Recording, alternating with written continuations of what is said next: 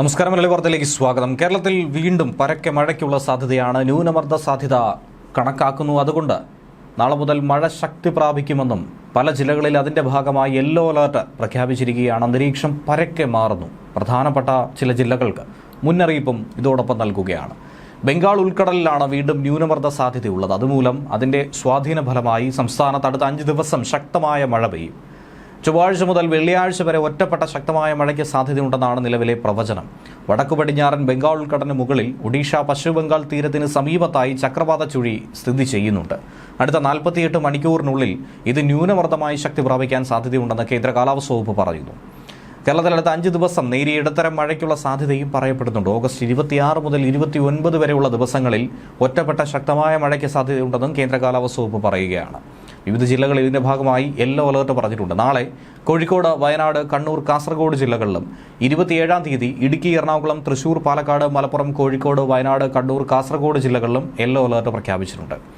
28, 29 തീയതികളിൽ തൃശൂർ, മലപ്പുറം, കോഴിക്കോട്, വയനാട്, കണ്ണൂർ, കാസർഗോഡ് ജില്ലകളിലും യെല്ലോ അലർട്ടാണ്. ഒറ്റപ്പെട്ട ശക്തമായ മഴയ്ക്കുള്ള സാധ്യതയാണ് യെല്ലോ അലർട്ടിലൂടെ പറയുന്നത്. അതായത് 24 മണിക്കൂറിൽ 64.5 മില്ലിമീറ്റർ മുതൽ 115.5 മില്ലിമീറ്റർ വരെ മഴ ലഭിക്കുന്ന സാഹചര്യത്തെയാണ് ശക്തമായ മഴ എന്നതുകൊണ്ട് അർത്ഥമാക്കുന്നത്. അടുത്ത 3 മണിക്കൂറിൽ കേരളത്തിലെ കണ്ണൂർ, കാസർഗോഡ് ജില്ലകളിൽ ഒറ്റപ്പെട്ട ഇടങ്ങളിൽ നേരിയ മഴയ്ക്ക് സാധ്യതയുണ്ടെന്നും കാലാവസ്ഥാ വകുപ്പ് പറയുന്നു. യെല്ലോ അലർട്ട് അടുത്ത ദിവസങ്ങളിൽ പ്രഖ്യാപിച്ചിരിക്കുന്നത് ഇങ്ങനെയാണ്. 27-ാം തീയതി ഇടുക്കി, എറണാകുളം, തൃശൂർ, പാലക്കാട്, മലപ്പുറം, കോഴിക്കോട്, വയനാട്, കണ്ണൂർ, കാസർഗോഡ് ജില്ലകളിലും 28-ാം തീയതി തൃശൂർ, മലപ്പുറം, കോഴിക്കോട്, വയനാട്, കണ്ണൂർ, കാസർഗോഡ് ജില്ലകളിലും 29-ാം തീയതി തൃശൂർ, മലപ്പുറം, കോഴിക്കോട്, വയനാട്, കണ്ണൂർ, കാസർഗോഡ് ജില്ലയിലും ഒക്കെയാണ് യെല്ലോ അലർട്ട് പറഞ്ഞിരിക്കുന്നത്. ഒപ്പം മത്സ്യത്തൊഴിലാളികൾക്ക് പ്രത്യേക ജാഗ്രതാ നിർദ്ദേശവും നൽകിയിട്ടുണ്ട്. കേരള, കർണാടക, ലക്ഷദ്വീപ് തീരങ്ങളിൽ 26-ാം തീയതി മുതൽ 28-ാം തീയതി വരെ മത്സ്യബന്ധനത്തിന് പോകാൻ പാടില്ലെന്നാണ് കേന്ദ്ര കാലാവസ്ഥാ വകുപ്പിന്റെ മുന്നറിയിപ്പ്. 26 മുതൽ 28 വരെ കേരള, കർണാടക, ലക്ഷദ്വീപ് തീരങ്ങളിൽ മണിക്കൂറിൽ 40 മുതൽ 50 കിലോമീറ്റർ വരെയും ചില അവസരങ്ങളിൽ 60 കിലോമീറ്റർ വരെയും വേഗതയിൽ ശക്തമായ കാറ്റിനും മോശം കാലാവസ്ഥയ്ക്കും സാധ്യതയുണ്ട്. പ്രത്യേകമായ ജാഗ്രതാ നിർദ്ദേശങ്ങൾ ഇതിനോടനുബന്ധിച്ച് പുറപ്പെടുവിച്ചിട്ടുണ്ട്. 25-ാം തീയതി മധ്യ പടിഞ്ഞാറൻ അറബിക്കടൽ, അതിനോട് ചേർന്ന തെക്കു പടിഞ്ഞാറൻ അറബിക്കടൽ, മധ്യ കിഴക്കൻ അറബിക്കടൽ, അതിനോട് ചേർന്ന വടക്കൻ അറബിക്കടൽ എന്നിവിടങ്ങളിൽ മണിക്കൂറിൽ 45 മുതൽ 55 കിലോമീറ്റർ വരെയും ചില അവസരങ്ങളിൽ 65 കിലോമീറ്റർ വരെ വേഗതയിലും ശക്തമായ കാറ്റിന് സാധ്യതയുണ്ട്. തെക്കൻ ഗുജറാത്ത് തീരം, വടക്കൻ കൊങ്കൺ തീരം, അതിനോട് ചേർന്ന വടക്ക് കിഴക്കൻ അറബിക്കടൽ, തെക്കൻ തമിഴ്നാട് തീരം, ഗൾഫ് ഓഫ് മാന്നാർ, കന്യാകുമാരി പ്രദേശം എന്നിവിടങ്ങളിൽ മണിക്കൂറിൽ 40 മുതൽ 50 കിലോമീറ്റർ വരെയും ചില അവസരങ്ങളിൽ 60 കിലോമീറ്റർ വരെയും വേഗതയിൽ ശക്തമായ കാറ്റിനും മോശം കാലാവസ്ഥയ്ക്കും സാധ്യതയുണ്ട്. ഈ പറഞ്ഞ തീയതികളിലൊന്നും തന്നെ ഈ പ്രദേശങ്ങളിൽ മത്സ്യബന്ധനത്തിന് പോകാൻ പാടുള്ളതല്ല. 26-ാം തീയതി മധ്യ പടിഞ്ഞാറൻ അറബിക്കടൽ, അതിനോട് ചേർന്ന തെക്കു പടിഞ്ഞാറൻ അറബിക്കടൽ എന്നിവിടങ്ങളിൽ മണിക്കൂറിൽ 45 മുതൽ 55 കിലോമീറ്റർ വരെയും ചില സമയങ്ങളിൽ അത് 65 കിലോമീറ്റർ വരെ വേഗതയിലും ശക്തമായ കാറ്റിന് സാധ്യതയുണ്ട്. ഈ മേഖലകളിലും വളരെ ശ്രദ്ധയോടുകൂടി വേണം നോക്കിക്കാണേണ്ടത്. ഇന്നാകട്ടെ തെക്ക് കിഴക്കൻ അറബിക്കടൽ, മധ്യകിഴക്കൻ അറബിക്കടൽ, അതിനോട് ചേർന്ന വടക്ക് കിഴക്കൻ അറബിക്കടൽ, മധ്യ പടിഞ്ഞാറൻ അറബിക്കടൽ, ആന്ധ്രാപ്രദേശ്, തെക്കൻ ഒഡീഷ തീരങ്ങൾ, തെക്കൻ ബംഗാൾ ഉൾക്കടൽ, മധ്യ ബംഗാൾ ഉൾക്കടൽ, അതിനോട് ചേർന്ന വടക്ക് പടിഞ്ഞാറൻ ബംഗാൾ ഉൾക്കടൽ, ആൻഡമാൻ കടൽ, തമിഴ്നാട് തീരം, ഗൾഫ് ഓഫ് മാന്നാർ, കന്യാകുമാരി തീരം എന്നിവിടങ്ങളിൽ മണിക്കൂറിൽ 60 കിലോമീറ്റർ വരെ വേഗതയിൽ ശക്തമായ കാറ്റിനും അതുപോലെ മോശം കാലാവസ്ഥയ്ക്കും സാധ്യതയും പ്രവചിക്കപ്പെടുന്നുണ്ട്. അതുപോലെ സംസ്ഥാനത്ത് കഴിഞ്ഞ ദിവസങ്ങളിൽ പെയ്തിറങ്ങിയ ശക്തമായ മഴയുടെ പശ്ചാത്തലത്തിൽ ഡാമുകളിലെ ജലനിരപ്പും ക്രമാതീതമായി ഉയർന്നിരിക്കുകയാണ്. ഇടുക്കി അടക്കമുള്ള ഡാമുകളിൽ ജലനിരപ്പ് ഉയരുന്ന സാഹചര്യത്തിൽ KSEB വൈദ്യുതോൽപാദനവും കൂടുതലായി വർദ്ധിപ്പിച്ചിട്ടുണ്ട്. സംസ്ഥാനത്തെ 9 ഡാമുകളിൽ ഇന്നലെ റെഡ് അലർട്ട് പ്രഖ്യാപിക്കേണ്ട സാഹചര്യം ഉണ്ടായിട്ടുണ്ട്. കക്കി, മുഴിയാർ, മാട്ടുപ്പെട്ടി, കല്ലാർകുട്ടി, ഇരട്ടയാർ, ലോവർ പെരിയാർ, ഷോളയാർ, പെരിങ്ങൽകുത്ത്, ബാണാസുര സാഗർ തുടങ്ങിയ 9 ഡാമുകൾക്കാണ് റെഡ് അലർട്ട് നിലവിലുള്ളത്. പമ്പയിൽ 81%, ഷോളയാറിൽ 99% വരെയും ജലനിരപ്പ് ഉയർന്നിട്ടുണ്ട്. ഇടമലയാറിൽ 79% എന്നിങ്ങനെയാണ് ജലനിരപ്പ് രേഖപ്പെടുത്തിയിരിക്കുന്നത്.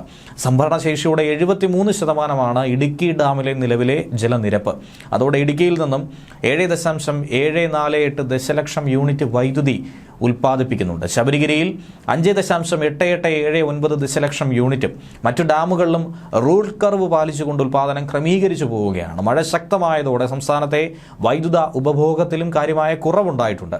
82 ദശലക്ഷം യൂണിറ്റാണ് ഈ മാസത്തെ ഇതുവരെയുള്ള ഉയർന്ന പ്രതിദിന ഉപയോഗമെന്ന് പറയുന്നത്. കഴിഞ്ഞ ദിവസം എന്ന് പറയുന്നത് ഇത് 76 ദശലക്ഷം യൂണിറ്റിലേക്ക് താന്നിട്ടുണ്ടായിരുന്നു.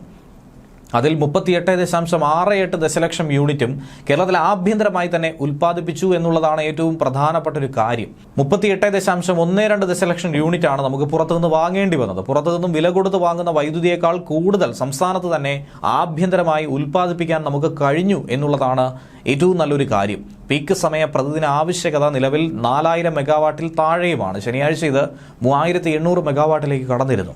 ഇനി ഇതുവരെയുള്ള കാലവർഷത്തെക്കുറിച്ചൊന്ന് പറയുകയാണെങ്കിൽ മെയ് 24 മുതൽ ഓഗസ്റ്റ് 17 വരെയുള്ള കണക്കനുസരിച്ച് കണ്ണൂർ ജില്ലയിലാണ് ഏറ്റവും കൂടുതൽ മഴ പെയ്തത്. ഇറിഗേഷൻ ഡേറ്റ അനുസരിച്ച് 3306 മില്ലിമീറ്റർ മഴ പെയ്തിട്ടുണ്ട്. കാസർഗോഡ് 3303 മില്ലിമീറ്റർ മഴയും രേഖപ്പെടുത്തി. എറണാകുളം 2784 മില്ലിമീറ്റർ മഴ, കോഴിക്കോട് 2782, തൃശ്ശൂരിൽ 2450 എന്നിങ്ങനെയാണ് കണക്ക്. ഓഗസ്റ്റ് മാസത്തിൽ, അതായത് 1 മുതൽ 17 വരെ ഏറ്റവും കൂടുതൽ മഴ പെയ്തിറങ്ങിയത് എറണാകുളം ജില്ലയിലാണ്. 450 മില്ലിമീറ്റർ മഴയാണ് ഇവിടെ പെയ്തത്. തൊട്ടു പിന്നാലെ കോട്ടയം 356, തൃശ്ശൂരും ഇടുക്കിയും 349, പത്തനംതിട്ടയിൽ 315 എന്നിങ്ങനെയാണ് മഴ രേഖപ്പെടുത്തിയിരിക്കുന്നത്. കേന്ദ്ര കാലാവസ്ഥാ വകുപ്പ് ഇതിൻ്റെയൊക്കെ പശ്ചാത്തലത്തിൽ ഇനിയുള്ള അടുത്ത ദിവസങ്ങളിലേക്കുള്ള മഴ സാധ്യത പ്രവചനം പങ്കുവച്ചിട്ടുണ്ട്. യെല്ലോ ഓറഞ്ച് അലർട്ടുകളാണ് പങ്കുവച്ചിരിക്കുന്നത്. 18-ാം തീയതി കണ്ണൂർ, കാസർഗോഡ് ജില്ലകളിൽ കേന്ദ്ര കാലാവസ്ഥാ വകുപ്പ് ഓറഞ്ച് അലർട്ടാണ് പറഞ്ഞിരിക്കുന്നത്. അതായത് ഒറ്റപ്പെട്ട ഇടങ്ങളിൽ അതിശക്തമായ മഴയ്ക്കുള്ള സാധ്യത. 24 മണിക്കൂറിൽ 115.6 മില്ലിമീറ്റർ തൊട്ട് 204.4 മില്ലിമീറ്റർ വരെ മഴ കിട്ടുമെന്നുള്ളതാണ് അതിശക്തമായ മഴ എന്നതുകൊണ്ട് കേന്ദ്ര കാലാവസ്ഥാ വകുപ്പ് പറയുന്നത്. ഇനി 18-ാം തീയതി മലപ്പുറം, കോഴിക്കോട്, വയനാട് ജില്ലകളിൽ യെല്ലോ അലർട്ടുണ്ട്. 19-ാം തീയതി കോഴിക്കോട്, കണ്ണൂർ, കാസർഗോഡ് ജില്ലകളിലും 20-ാം തീയതി കണ്ണൂർ, കാസർഗോഡ് എന്നീ ജില്ലകളിലുമാണ് യെല്ലോ അലർട്ട് പറഞ്ഞിരിക്കുന്നത്. ഇവിടങ്ങളിൽ ഒറ്റപ്പെട്ട ശക്തമായ മഴയ്ക്കുള്ള സാധ്യത. അതായത് 24 മണിക്കൂറിൽ 64.5 മില്ലിമീറ്റർ മുതൽ 115.5 മില്ലിമീറ്റർ വരെ മഴ ലഭിക്കുന്ന സാഹചര്യം. അതിനെയാണ് ശക്തമായ മഴ എന്നതുകൊണ്ട് കേന്ദ്ര കാലാവസ്ഥാ വകുപ്പ് അർത്ഥമാക്കുന്നത്. ഇനി ന്യൂനമർദ്ദഭാഗത്ത് തന്നെ സ്ഥിതി ചെയ്യുന്നത് കൊണ്ട് മഴ തുടരുമെന്നുള്ള വാർത്തയും ഉണ്ടായിരുന്നു. എന്നാൽ എങ്ങനെയാണ് ഒരു ന്യൂനമർദ്ദം രൂപപ്പെടുന്നത്, എങ്ങനെ ഉണ്ടാകുന്നു? ന്യൂനമർദ്ദം രൂപപ്പെടുന്നതിന് മുൻപുള്ള ഒരു കാറ്റിൻ്റെ കറക്കമുണ്ട്. അതിനെയാണ് ചക്രവാത ചുഴി എന്ന് പറയുന്നത്. ന്യൂനമർദ്ദവും ഒരർത്ഥത്തിൽ കാറ്റിൻ്റെ ഒരു കറക്കമായി നമുക്ക് പറയാൻ സാധിക്കും. കാറ്റിൻ്റെ ശക്തി കുറഞ്ഞൊരു കറക്കം, അതിനെ ചക്രവാത ചുഴി എന്ന് പറയും. മർദ്ദവ്യതിയാനം കാരണം ചാക്രിക രീതിയിൽ കാറ്റ് കറങ്ങുന്നതിനെയാണ് ചക്രവാത ചുഴിക്ക് ഇടയാക്കുന്നത്. അന്തരീക്ഷത്തിൽ പല ദിശയിൽ സഞ്ചരിക്കുന്ന കാറ്റ് മർദ്ദവ്യത്യാസം അനുസരിച്ച് ചക്രം പോലെ കറങ്ങും. ഘടികാര ദിശയിലും എതിർ ഘടികാര ദിശയിലും ഈ കറക്കം ഉണ്ടാകും. ഭൂമിയുടെ ദക്ഷിണാർദ്ധ ഗോളത്തിൽ ഇത് ഘടികാര ദിശയിലും ഉത്തരാർദ്ധത്തിൽ ഇത് എതിർ ഘടികാര ദിശയിലുമാണ് ഉണ്ടാവുക. ഭൂമിയുടെ കറക്കം കൊണ്ടുണ്ടാകുന്ന കോറിയോളിസിസ് ബലമാണ് അർദ്ധഗോളങ്ങളിൽ ഇത്തരം വിപരീത ദിശകളിൽ ചക്രവാത ചുഴിക്ക് ഇടയാക്കുന്നത്. ചക്രവാത ചുഴി ശക്തിപ്പെട്ടാൽ അത് ന്യൂനമർദ്ദമായി രൂപം പ്രാപിക്കും. പക്ഷേ എല്ലാ ചക്രവാത ചുഴിയും ന്യൂനമർദ്ദമാകണമെന്നില്ല.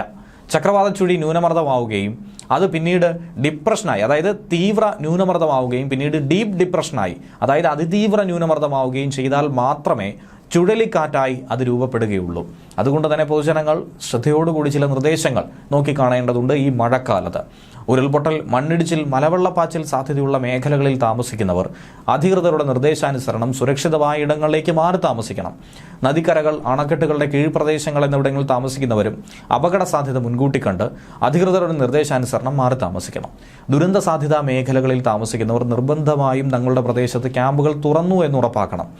എന്നിട്ട് പകൽ സമയത്ത് തന്നെ അങ്ങോട്ടേക്ക് മാറി താമസിക്കുക. അതിനുവേണ്ടി തദ്ദേശ സ്ഥാപന, റവന്യൂ അധികാരികളുമായി നിങ്ങൾക്ക് ബന്ധപ്പെടാം.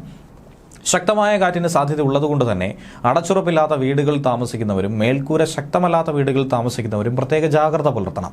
അപകടാവസ്ഥ മുന്നിൽ കാണുന്നവർ അധികൃതരുമായി ബന്ധപ്പെട്ട് സുരക്ഷിതമായ ഇടങ്ങളിലേക്ക് സുരക്ഷാ മുൻകരുതലിന്റെ ഭാഗമായി മാറി താമസിക്കുക. കാറ്റിൽ മരങ്ങൾ കടപുഴകി വീണും പോസ്റ്റുകൾ തകർന്നു വീണും ഉണ്ടാകാനിടയുള്ള അപകടങ്ങളെയും പ്രത്യേകം ശ്രദ്ധിക്കുക എന്നുള്ളതാണ് പ്രധാനപ്പെട്ട ഒരു കാര്യം. ന്യൂസ് ഡെസ്ക്, വെള്ളി വാർത്ത.